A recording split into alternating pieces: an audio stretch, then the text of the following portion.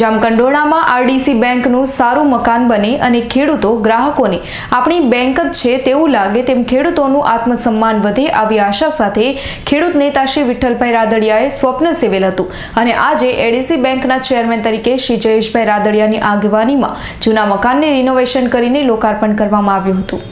જામકંડોરણામાં RDC બેંકનું સારું મકાન બને અને ખેડૂતો ગ્રાહકોને આપણી પોતાની બેંક છે તેવું લાગે તેમ ખેડૂતોનું આત્મસન્માન વધે આવી આશા સાથે ખેડૂત નેતા શ્રી વિઠ્ઠલભાઈ રાદડિયાએ સ્વપ્ન સેવેલ અને આજે એડીસી બેંકના ચેરમેન તરીકે શ્રી જયેશભાઈ રાદડિયાની આગેવાનીમાં જૂના મકાનને રિનોવેશન કરી લોકાર્પણ કરતા કેબિનેટ મંત્રી શ્રી જયેશભાઈ રાદડિયા, રાજકોટ દૂધ સંઘના પૂર્વ અધ્યક્ષ શ્રી ગોવિંદભાઈ રાણપરિયા, તાલુકા ભાજપ પ્રમુખ ચંદુભા ચૌહાણ, જસવંતભાઈ કોયાણી, કરસનભાઈ સોરઠિયા, ખીમજીભાઈ બગડા, સુરેશભાઈ રાણપરિયા, ગૌતમભાઈ વ્યાસ, ચીમનભાઈ પાનસુરિયા તથા તાલુકાના પ્રતિષ્ઠિત આગેવાન જામકંડોરણા શહેર ખાતેની Shri Rajkot district cooperative bank લિમિટેડની જામકંડોરણા મેઇન શાખાનું નવીનીકરણ કરેલા વિઠ્ઠલભાઈ રાદડિયા ભવનમાં શુભારંભ કરાવતા યુવા મંત્રી અને બેંકના ચેરમેન જયેશ રાદડિયા। નાજાભાઈ ભરવાડ સાથે અલ્પેશ ત્રિવેદીનો રિપોર્ટ, ધોરાજી।